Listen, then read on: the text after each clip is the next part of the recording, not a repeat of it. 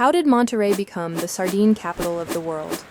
Yet today, there isn't a single cannery left.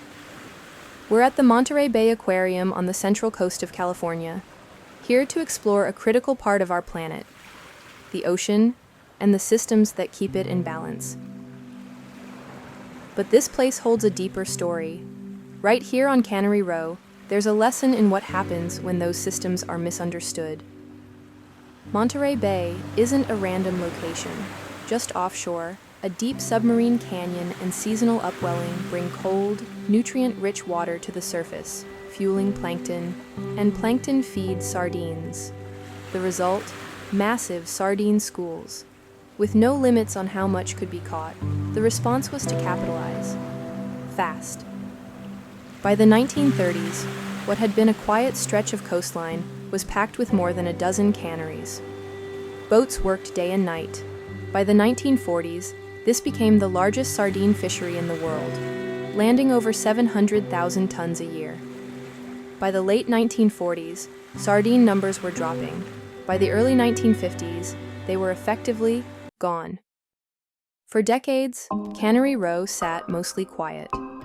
But just down the coast, scientists at Hopkins Marine Station had been studying this bay. They understood something the industry hadn't. This wasn't just a resource, it was a living, connected system. In the late 1970s, a new idea took shape, not to extract from the ocean, but to understand it. Backed by David Packard, co-founder of Hewlett-Packard, and led by his daughter, marine biologist Julie Packard, the vision became real. In 1984, the Monterey Bay Aquarium opened, built into a former sardine cannery. It wasn't built to display species. It was built to show marine systems at work, using seawater pumped directly from Monterey Bay to support species living together as they do in the wild. Inside, we don't see individual animals in isolated tanks. We move through interconnected systems. Out in the open water, life is built for movement. Fish move in coordinated schools, staying tightly aligned to reduce risk and move as one. Sharks move with purpose, efficient and precise, built to conserve energy and strike at the right moment.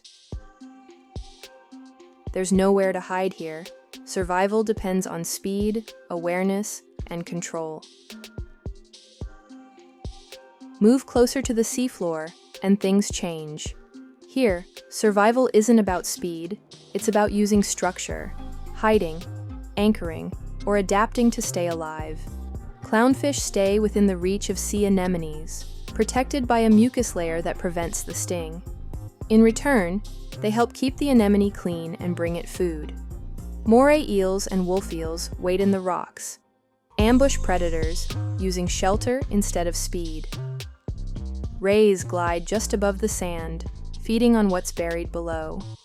Anemones anchor to the rock, extending their tentacles to catch what drifts past, pulling energy from the moving water. Shell-building animals seal themselves in armor, trading mobility for protection. The giant Pacific octopus stays tucked deep in the rocks, watching, waiting, and pulling prey in with precision. It's one of the most intelligent animals in the ocean. Each arm can sense, explore, and act on its own, giving it a kind of distributed intelligence. It can solve problems, remember solutions, and adapt quickly. The red octopus moves freely, changing color and texture in an instant, blending into whatever surrounds it. Its skin doesn't just shift color, it reshapes to match rock, sand, or algae. In seconds, it can disappear in plain sight, avoiding predators or slipping up on prey. Some life just drifts. Out in the open water, moon jellies move with the current instead of fighting it, pulsing just enough to stay suspended while their tentacles capture plankton.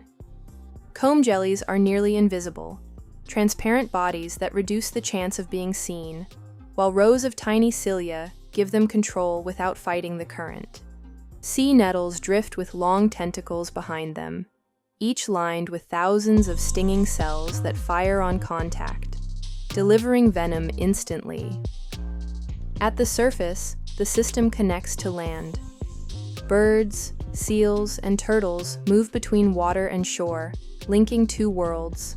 Sea otters float at the surface, often wrapped in kelp to stay anchored as they feed. They use tools, cracking shellfish with rocks while floating on their backs.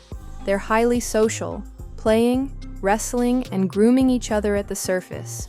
By keeping sea urchins in check, they help entire kelp forests survive. Cannery Row once measured the ocean by how much could be taken from it. Today, the Monterey Bay Aquarium tells a different story, one worth exploring.